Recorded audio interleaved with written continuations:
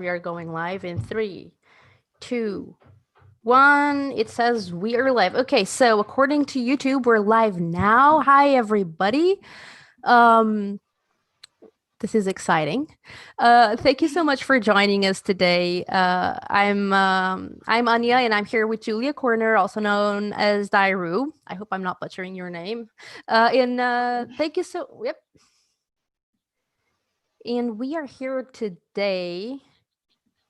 Because we're going to make some amazing Christmas postcards, and Julia will explain that in just 1 second. Before we do start, please subscribe to our YouTube channel, grab the link, share it with your friends, and I will give you a link in the chat. If you could, it's a super short feedback form, takes 30 to 40 seconds to fill in, and your opinion means a lot to us because it means we can keep on making these demos better and better and better. So if you could take a minute of your time to fill it in at the end, that would mean the world to us.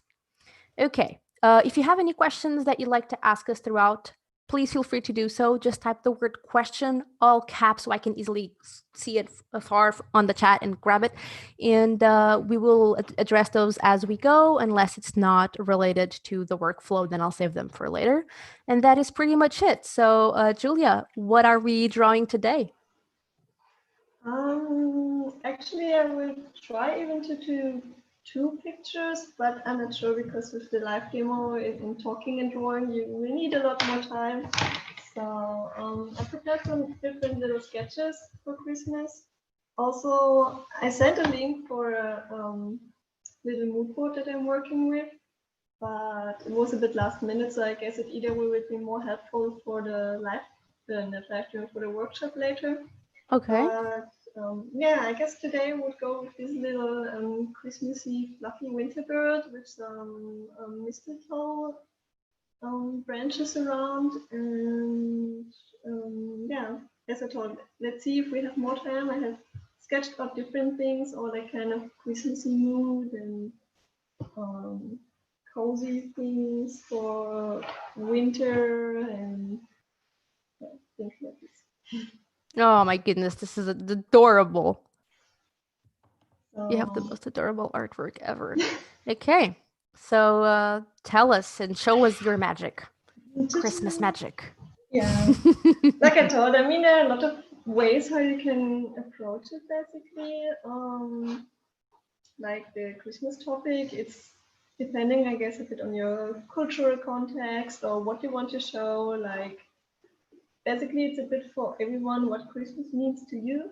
But I guess there are, of course, a lot of common things like, yeah, what you like in general. Like, for example, I like animals and I like the winter animals right now, and I think they give the postcards a lot more character and a lot more like yeah, nice touch to have some characters and sweet animal there. So I really like to combine a Christmas winter topic with this.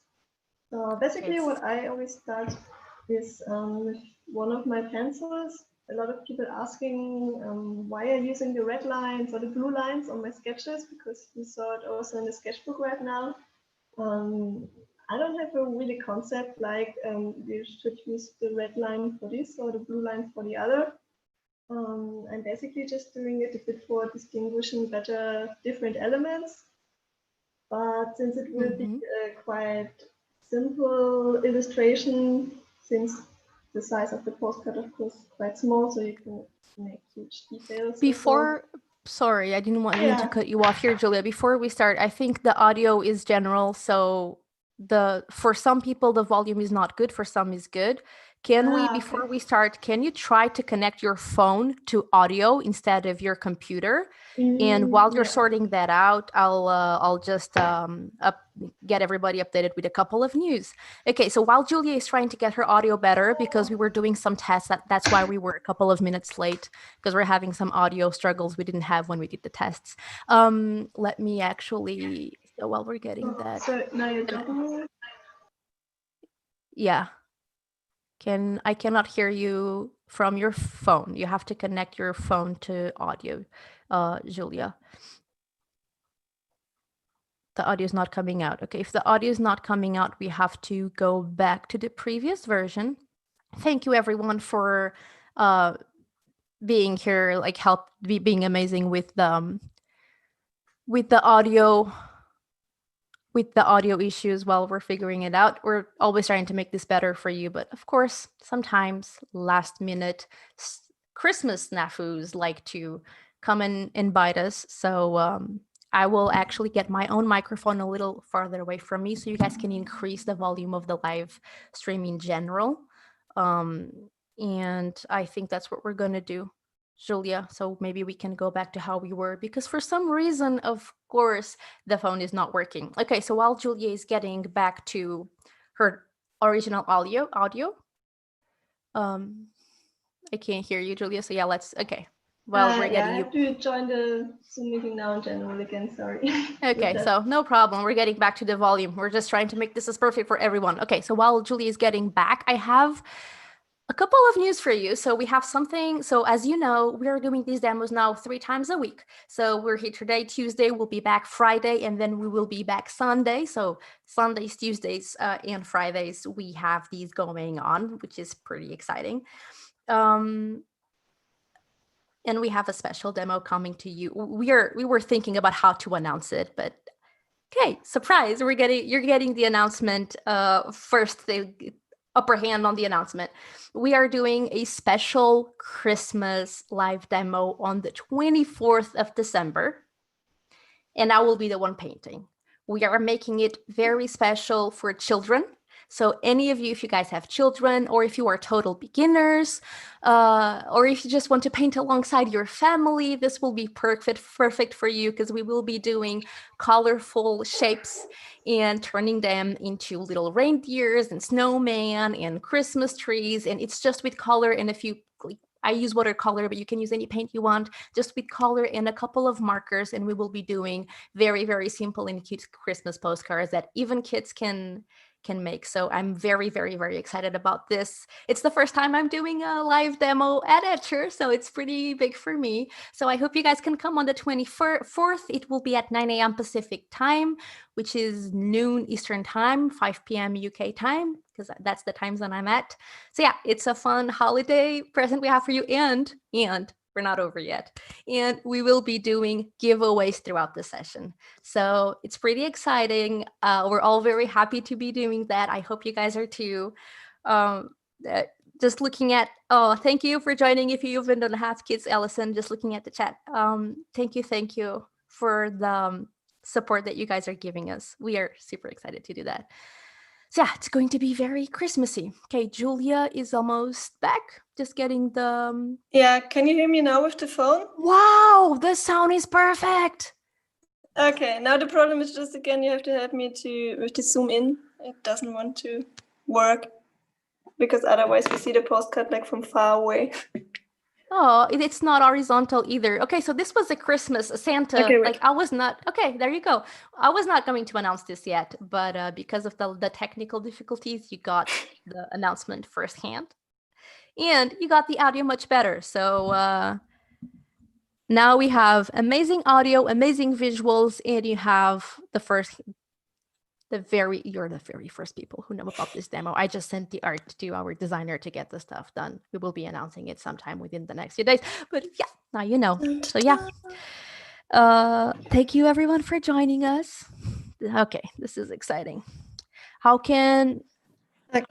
The live demo will be on YouTube as well, Aman, so you guys can watch it from here. If you're talking about the mini workshop, which I will talk in just a second, if you want to make more postcards with Julia later, she will be hosting a mini workshop, and that will be in Zoom. Everybody will be inside Zoom, and I will drop the link for that later. But yeah, that's going to be very fun. And if you're still around, if you can grab the link and share with your friends, just a reminder, so we can have more people joining, and you can say the audio is the best audio we've ever had in any live demo. And you just missed a great announcement, so come and she might say it again. Yeah, we're good now. Just zoom in. Can you zoom in? That's what I'm telling. Like, I'm trying to double tap like crazy on the video, and it's not happening. Slide right. Right. Slide right, and then tap on the video, and then zoom in. It doesn't want me to tap. Okay. Maybe can we get the phone closer to the artwork then, in worst case Yeah, scenario? I think I will do this because otherwise, iPhone and Zoom, I have the feeling, is in general not the best combination. No worries, because of course we needed to have a technical issue. I didn't have those in a long time. So there Yeah, you I go. think also other artists are streaming regularly. I never do, so you have to live with this, sorry. Okay, just addressing some questions from the chat. So Kathy, we're talking about the outline. This artwork, we do not have an outline for today's live demo. It's color on paper only, right, Julia? Yeah, exactly. Like it's directly on the paper, so you can draw along if you want. And yeah. If you guys can draw alongside us, please share your art or even photos of yourselves watching the live demo on the social media and tag us with hashtag Mini Workshop, and you will be in for a monthly giveaway of a $50 voucher to spend on our art store. Okay, are we ready to start? I would say it's okay. So yeah, I think it's fine. Around, yeah. I mean, it's also good. cool to see a bit the tools that are around that I used. So I think it's working fine. Yeah, I think so too. Okay, spotlight. Let's get the art started. Yeah, like I thought, I will draw this little birdie that I showed before. It's made of simple shapes, so I guess it's for everyone quite easy to work along. I mean, since it's this really small size, you have to kind of course, calculate how much space it should take. I will start in the middle because I want this little bird to be in the middle. And basically, since these little fluffy birds are like, little balls of feathers when it's cold, I really want to stick to these round forms. Mm-hmm. And I sketched just slightly, but I hope, you can see it with the camera. Yeah, yeah, I can see it. Because I don't want the outlines to be like the most important thing. I really want to work more with the colors and to work out everything after. So I try to not make the outlines too dominant before.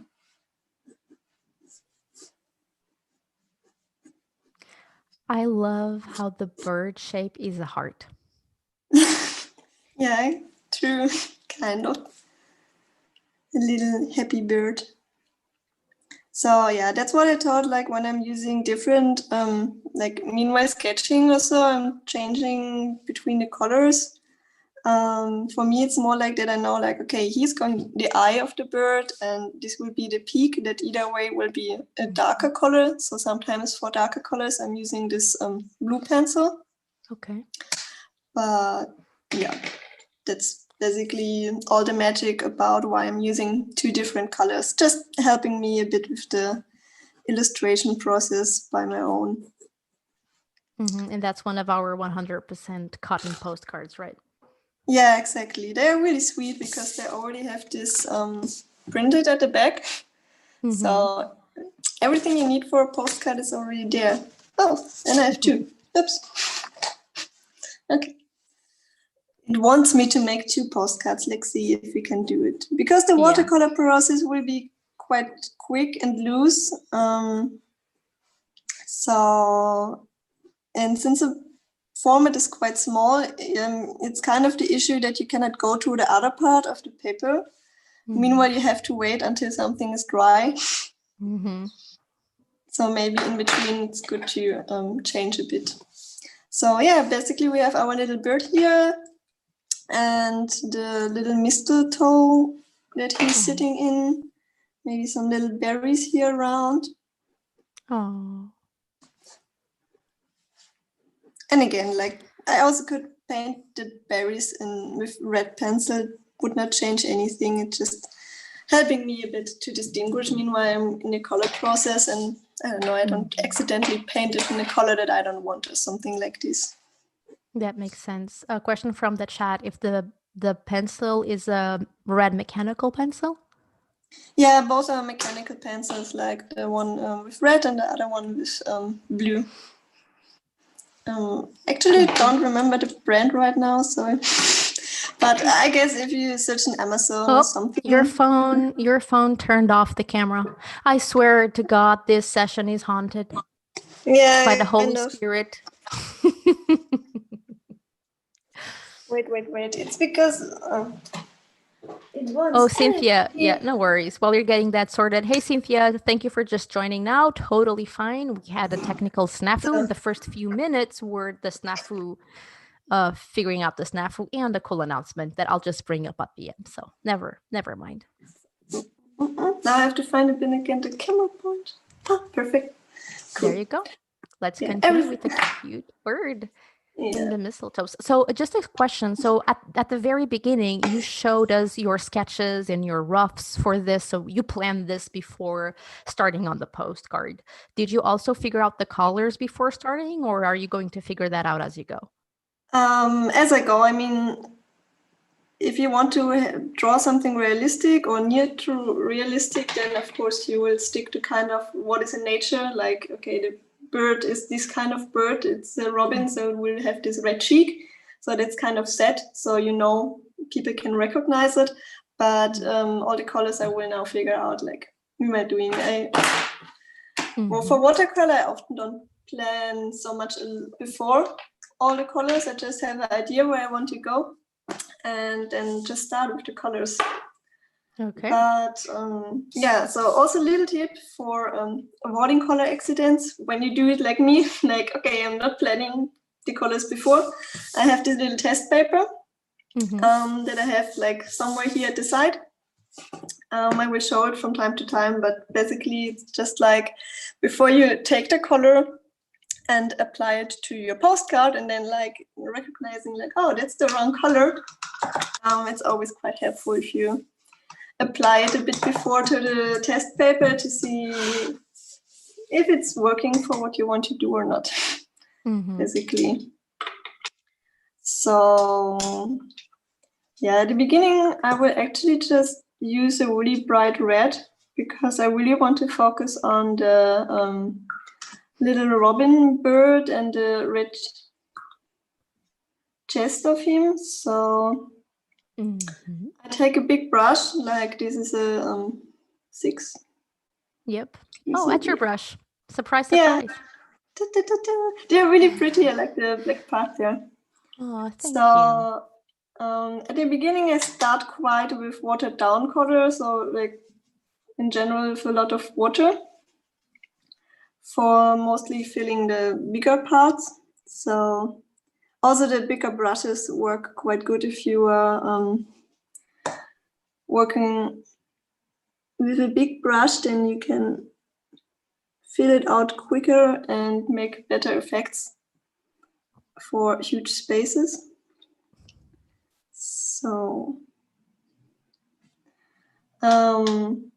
for example, right now I see, okay, I want it a bit darker in some parts, so I just take a lot of pigment, don't go into the water and just go directly with the pigment on the paper because it stays wet, so it's soaking up nice the pigment out of the brush. And then you can mix it a bit or push it a bit in the directions or the corners that you want it.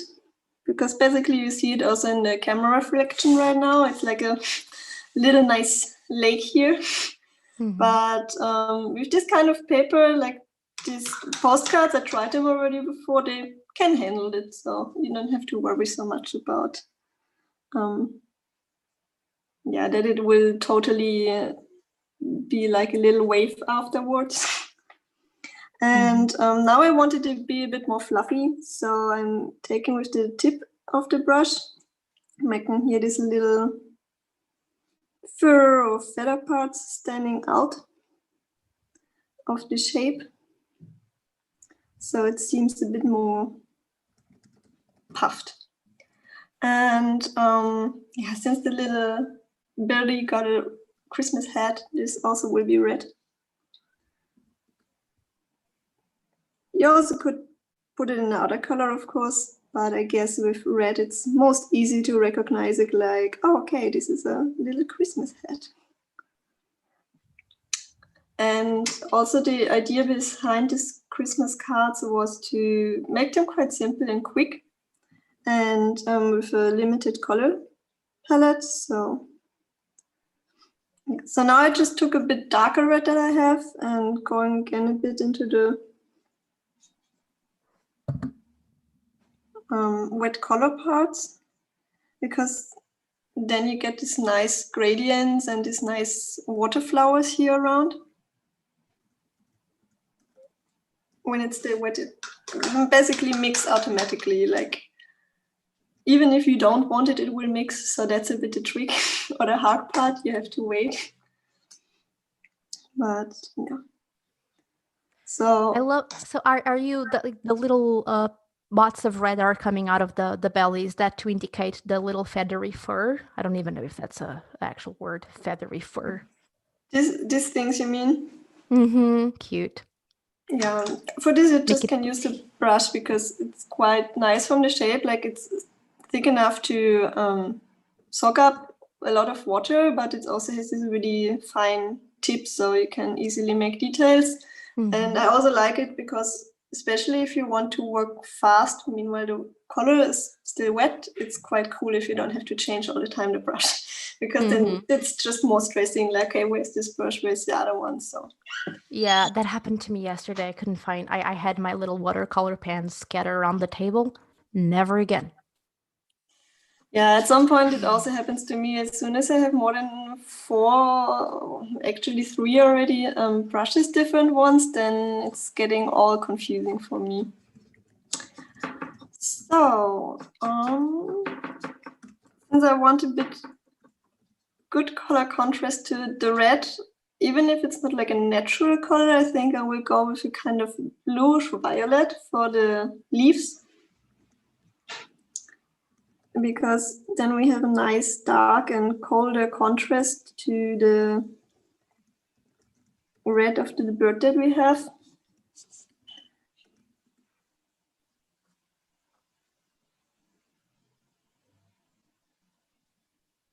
And I think it's also, of course, you could make it with green, then it's more natural.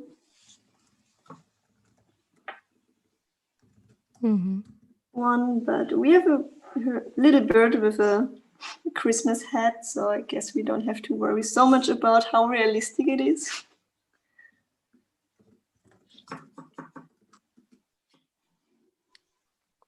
Is there anything that you're worried about while making those marks? I mean, watercolors in general, like, there can happen a lot of accidents, but I kind of got used to it. And sometimes I'm also saying, like, okay, my process is more, I'm trying to save it from my mistakes that I'm doing meanwhile.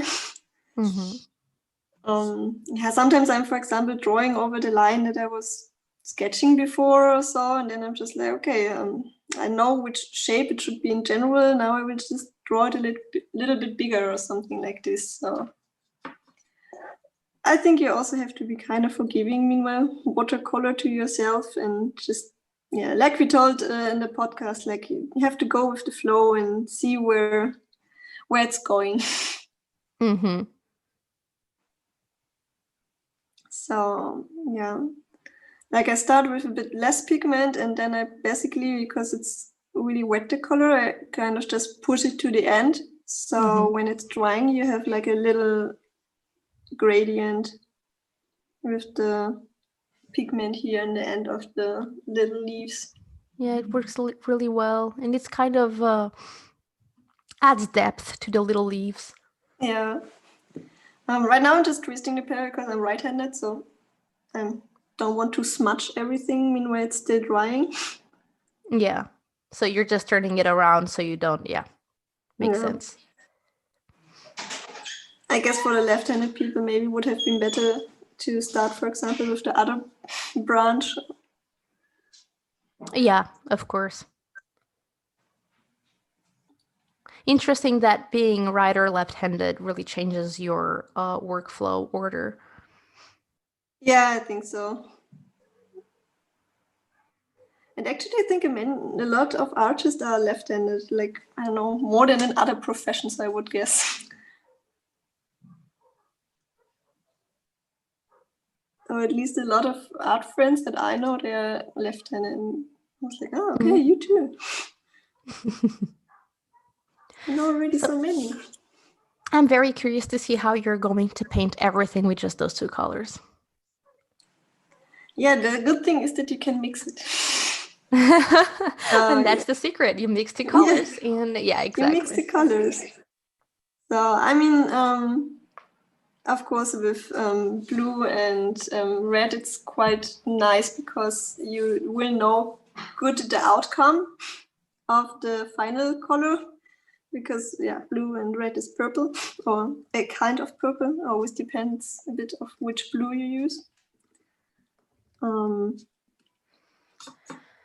Can you tell us what kind of blue is it that you're using for the leaves? Actually, I Vicky don't is know. asking. Wait. Oh, what color? Careful. Of course, I just have the number. Oh, I don't even find the number. Sorry, I think I cannot tell you right now. I can No show you. worries. I mean, if you see this little number. Wait. Yeah. This is the beautiful number that I have. It's from the. Sorry, I don't have the actual colors because I'm using the ones that I had before. It's from Schminke. I think it's an older German watercolor brand. But I don't remember the name right now. I'm not so good like other people that are really making a little map of which color they have where and how they're called. Yeah, Maybe well, it is a dark started. blue. Yeah, if you're painting alongside, I'm going to, so if someone was saying that Julia's voice was a little bit lower than mine, so I'm just going to push my microphone back a little bit and let me know. I'm also very loud. And I'm a loud person. Yeah, and I'm a quiet speaker, so. Though the volume seems great for everybody else, which is great. So yeah, so guys, don't worry too much about exactly what kind of blue and red we're using. Yeah, you can pick use 2 colors. Exactly. Yeah. Basically it's about pick a red you like and pick a blue you like, and that's it. You can also take other blue that is more bright, or or you can use yellow instead of red, or green instead of blue. Exactly. If you use a green, for example, then it's quite nice, because if you use the green and the red, then you can nice brownish colors that also will work really nice for the bird, because then it's all in a more natural color area, because green leaves, brown bird makes more sense. But for me, just personally, I just was drawing a little ribbon some days ago, so I'm like, okay, I will make this a bit more freestyle. So yeah, I think the middle is still drying, so I will wait, because I normally wait until the one layer is finished, until I start to paint more details, or if I'm thinking I want a bit more shadow somewhere. But yeah, I will wait more to go for the safe option. That's hard, waiting for it to dry and not diving right in. It's exactly. And thank you everyone from the chat for being so kind. If anyone has questions for Julia, feel free, or for Etcher, or for me, whatever, feel free to drop them. We'll be more than happy to address them. Okay, what is next? So basically, I'm just the blue that I have and the red, I'm mixing them here. I'm just taking the blue from that I have and put it into the rest of the red that I had there. So now we have a kind of violet color, a bit dark violet, because the blue, of course, was really dark, so the violet will also be really dark, but that's why I will just put a lot of water at the beginning. So it's a comment from the chat that I'm turning into a question. So Zerk is talking about using a hair dryer. A lot of people use it. Some people don't like to use it. What is your personal take about drying your pieces with a hair dryer? First, I don't have a hair dryer, so the option is out for me. And second, I would be too much afraid of pushing the pigment somewhere where I don't like it, because, for example, like I thought I really pushing the pigment in the edge where I want it, especially. So I would be afraid of a hair dryer, it's going in the opposite direction, or if it's really wet, that I'm just making a splush all over the pictures. So I don't know. If you're really impatient and you're okay with more accidents happening, I guess you can use it. But otherwise, I would be careful with this. So now you grabbed a little bit of red and put a little bit of blue in it. Is that right? Exactly. Now this, what I showed you, like this violet that I was mixing here, I was watering it down a bit until I thought it's bright enough and I like it. Yeah, because it's always easier to go a bit more dark. Like you just wait until it's dry and then you can make one layer over it. But if it's too dark, it's hard to make it more bright again, especially with watercolor, because all white that you have is really the white of the paper. Mm-hmm. It's not like with gouache or acrylic colors when you can go over with the white color. And there was, for example, a little accident happening. It was still not really dry there. So there's now a bit blue coming into the bird. But maybe we can work with this later. Yeah. And it's on purpose. A little call out to your workshop. If anyone would like to learn from Julia and do more postcards using 2 colors, it will not be Christmassy because it's in January, but the link is in the chat. Actually, it's on December 21st. Okay, so it's still Christmassy. So if you'd like to do a workshop with Julia on December 21st, feel free to sign in for her workshop. It will be 90 minutes long. And it's just $5.50. So if you'd like to support her and up your watercolor skills, please check it out. And yeah, I think in the workshop I also can show a bit more about painting with negative space and so. Mm-hmm. So yeah. Now, for example, I'm noticing that the violet is there, that it's too bright, so I'm going with more dark inside. And in between, I'm just cleaning my brush. So, for example, now I have it all clean and just with water to mix a bit of color on the paper directly. So where I'm thinking like, okay, I want it more dark, and this edge I will apply a bit more color and then just mix it away. So you can get like a little gradient here. How do you decide where to add gradients? Basically, if it's, for example, like shading, it's quite in this thinking like, okay, if there has to go a shadow and it's a soft shadow because it's a round object, then I'm doing a gradient there. If it, for example, would of course be like a hard shadow edge, then I would not make a gradient. But yeah, if I wanted like to look like a soft change from dark to bright, then when I'm mostly using the gradients, or of course if it's a change of colors. If I don't know, if you would paint a sunset and it's going from blue to red or something, then I think it's also quite good if you work with gradients there. Yeah, and in this specific case, it looks to me that you are using gradients to indicate volume, right? Exactly, like the shadow of the figure. Mm-hmm.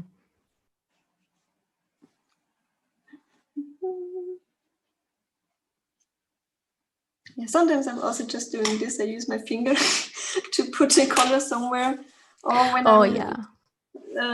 when I'm noticing like, okay, there's something too much and it's still wet, then you also can go with a tissue or whatever, like a little sponge or so, to just soak it up, because then with the water that's still there, also some pigment will be taken out again. So yeah, I use my finger a lot as well. It's I just like to get my hands all over the paint.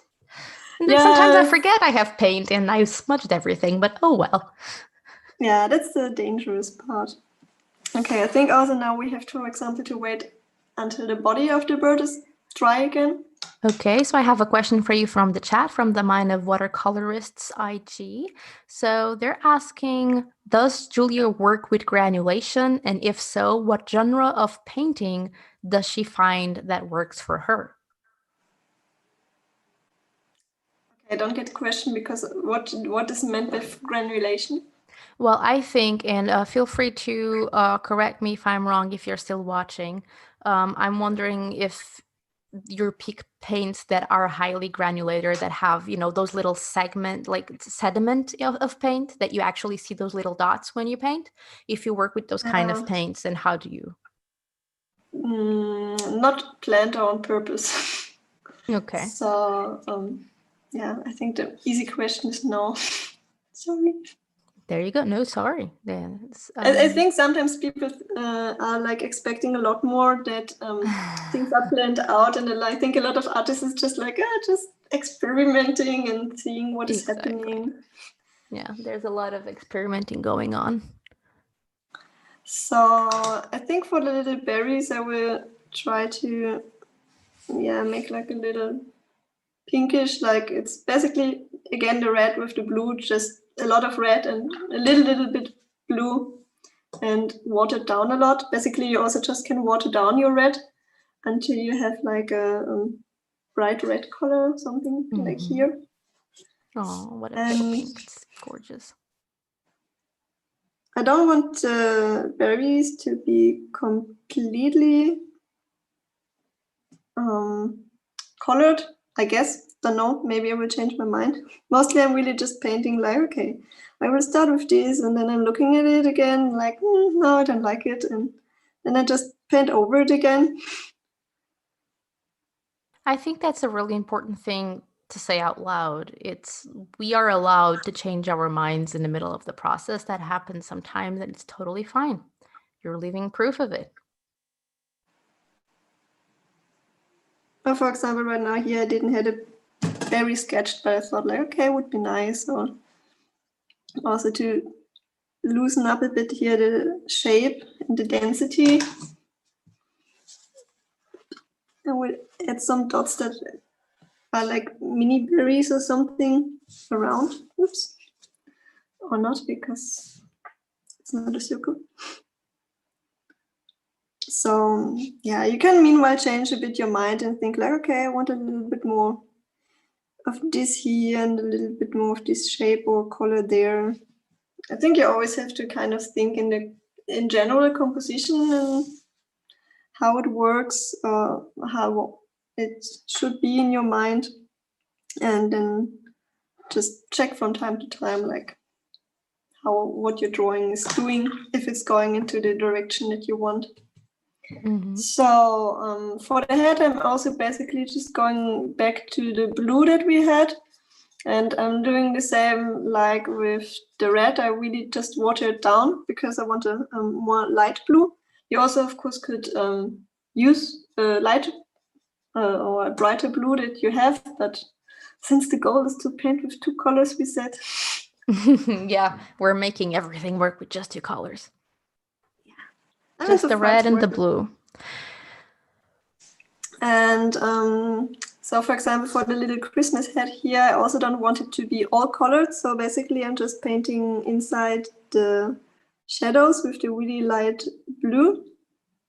Yeah, it looks almost grayish. Yeah, maybe it's cool because gray. Yeah, it's because I think the dark blue is like making this grayish effect, but it doesn't matter so much if it's like blue or grayish. We kind of just should get the idea here that, okay, it's a white fluffy fur on the head. So yeah, we're just getting the shadow, and it's great that because you're keeping it to two colors, and it's a warm red and a cool blue. It does make sense that the shadow of the white is cool because of the whole color composition. So it solves a lot of problems that we could create if we were using a lot of colors. So this is a really great idea. Yeah, it's great to work with very limited color palette. Just a lot of stuff goes out the window. Makes it so much easier. I think also it fits also quite good if you have a small format to not overload it with a lot of colors and to keep it simple. Also, like optically speaking. Yeah, when you make it like very, very tiny, because we are in Zoom and I see like the tiny, tiny thumbnail on the top of the screen, and you guys watching this over on YouTube, this is not visible, but I'm seeing a very, very, very tiny postcard version as well as the big one, and it works so well because it has so little color variation. So exactly what you're saying, Julia. Yeah, I think in general, like if your illustration is also working from more far, then it's always a good indication that the composition itself works quite good. Exactly. And by the way, if you want to hear a bunch of amazing watercolor tips, our podcast episode with Julia just came out yesterday. So I'll drop the link in the chat if you want to check it out later. And I will also drop the link for Julia's mini workshop. It's on December 21st, and you will learn to draw and paint a nice a Christmassy postcard using just two colors because it's on December 21st. If you do it, you'll get out of it maybe with a present for someone. So two birds, Yeah, basically two the birds. last minute. Yeah, some Christmas postcards, very last minute. Last minute Christmas postcards. So right now I just was mixing again the blue and the red, but really high in pigment. So it's this really darkish violet. I think in the camera it's a bit too dark. Maybe you see it better when it's dry. And I also will go a bit with details because for me the bird still appears a bit too bright in general. So I just still have the same color that I used here for the pig and for the eye. And we'll draw a bit more details also in the bird. So it's not just one big blob. So you see a bit more the details of the wings and feathers and so on.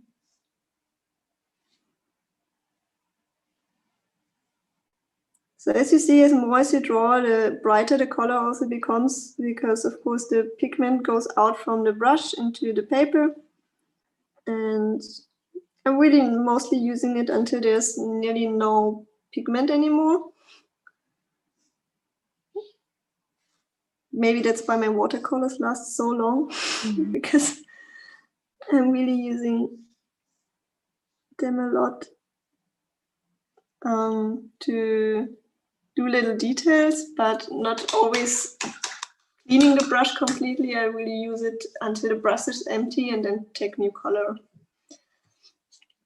So I think our leaves are also dry. So here also we'll go into a dark blue, the same that we used before, and just nearly will not water it down. So you have like this really dark blue line. Can I just say how I love that by adding the shadow under the Christmas hat, the whole hat is floating on his little head, and it's just the cutest thing ever. Oh, sorry. I'm in love. I'm smitten in love with the little bird. And it just gets cuter and cuter when I think it's not possible.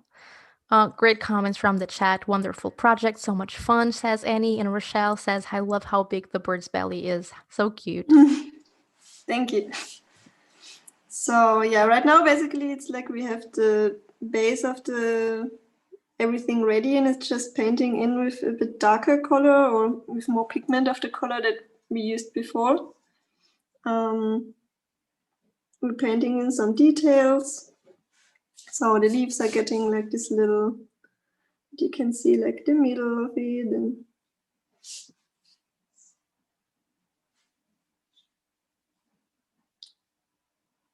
and here just like you have to follow a bit like your gut feeling to know where you have to paint what. I don't know, I think there's not right order. Maybe some other people also would say like, oh no, I wouldn't have made this line there, I would have put it somewhere else. But And that's part of everybody's style, right? Exactly, and that's what it also makes really individual. Even if, I don't know, like people that maybe paint along, they will have a other drawing in the end. Like it will not be completely the same. Yeah, so true. That's how everyone's personality comes through with the choices they make while creating art.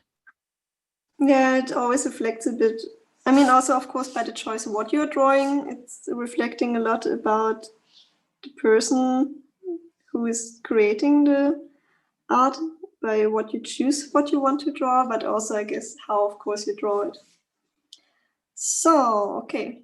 I hope the peak is ready, because I also want to add a bit more shadow there. So I just go again in this dark violet color that I mixed, and maybe put a bit more blue. And okay, it was not completely dry, but doesn't matter. just want to have here the separation that you see, like it's the upper and the lower part of the pig. And also the bird's beak color, is that a lot of red with a touch of blue that you made? it's a lot of blue and a lot of red.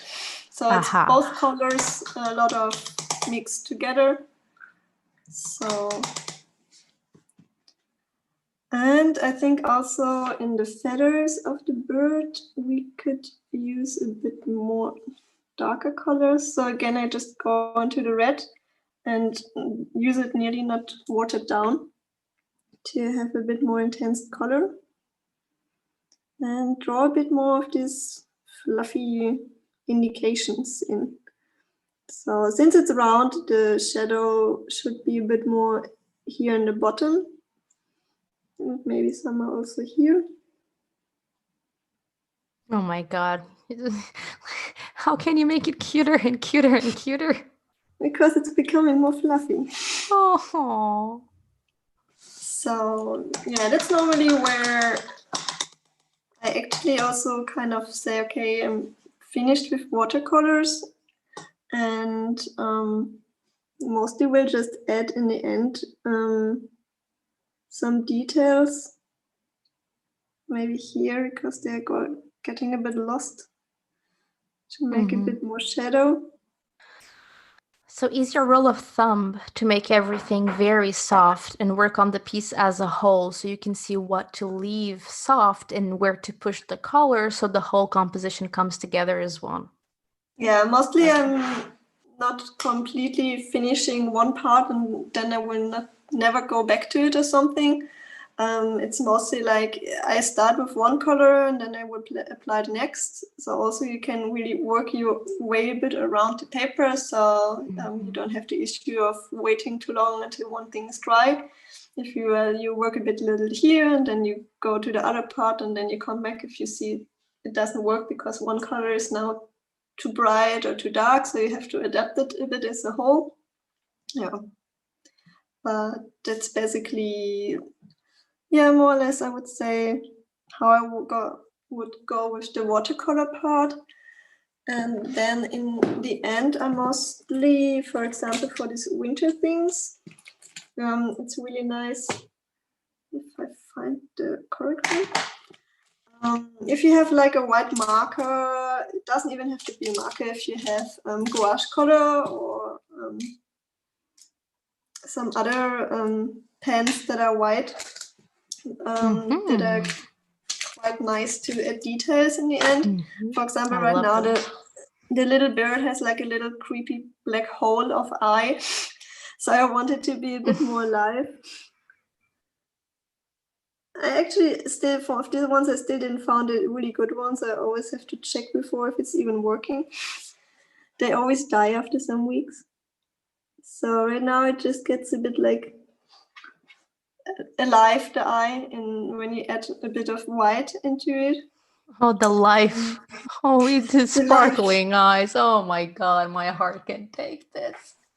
So yeah, and I mean the rest is like kind of checking where you want it brighter. For example, here in the I want to say fur, but it's not fur. But I'm painting it quite similar to fur because fluffy feathers. Fluffy feathers, exactly. So since we added more dark parts here, the highlights should be on the opposite because the light is coming from the top. And yeah, just like this is getting more fluffy, maybe some little details here also. Because that would be like kind of the shoulder or like where the wing is, like the more up part.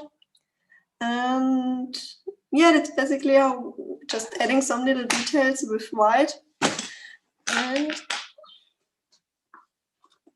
the rest is mostly just checking a bit where you want some lines more detailed or something, but actually you could also say, okay, it's finished like this.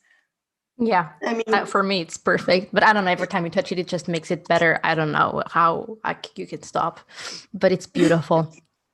It works like this. I personally just like to go with colored pencils that quite similar to the color that I used.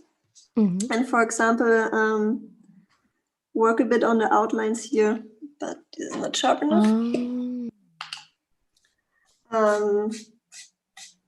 But it really depends also on the style that you want to achieve. You don't have to do it, or like also the level of detail. Of course, with the colored pencils, you can add a lot more detail now. And you also can make some shapes a bit more clear. Like if you say like, okay, here they don't like how the watercolor looks because it's a bit more like, yeah, washed out or something, because we were painting with a quite big brush. So it just can go here and make the curve a bit more closed. So you can correct basically a bit things with the colored pencils. Also, as you know, a lot of artists are really working nice that they are painting the shadows, for example, on top of the watercolor with the colored pencils. That works especially with the cold press paper really nice if you want to really see the structure. Mm-hmm. That's actually a question that someone asked. I'm sorry I couldn't copy in time, but someone was asking if you prefer hot press or cold press paper and why. I prefer cold press because for me, the one that I'm using, I can rework a lot of times the same part without it peeling off so fast, because it's can take a bit more pigment, I have the feeling, than the hot press paper. The hot press paper is a bit more this softer surface, not this toothy surface. So I like this one a lot, and also because what I just told with the effects that you can achieve, like when you just draw like really soft with the colored pencils, you can get this nice texture. And yeah, that's also really cool. If you want to have it in a special piece, then you just can combine it over the watercolor.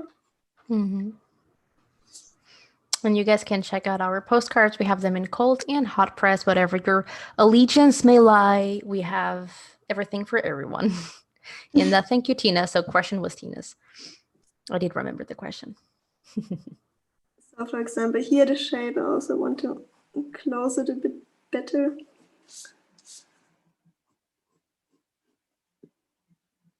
And sometimes it happens like right now, like I'm like, okay, he could go a bit more texture. So I'm drawing I it told with you you would end up making it cuter. I told you that was going to happen.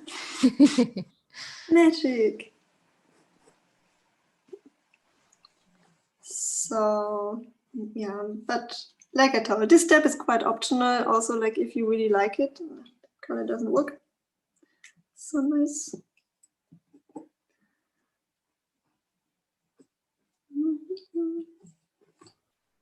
Yeah, normally I also would test out a bit more longer the colors that I'm using. The colored pencils, not directly going. But yeah, with these Christmas postcards, they really should just be like a bit to enjoy and have fun with it. So I'm normally like quite forgiving also myself and using it a bit to experiment. Maybe it also can get some little legs.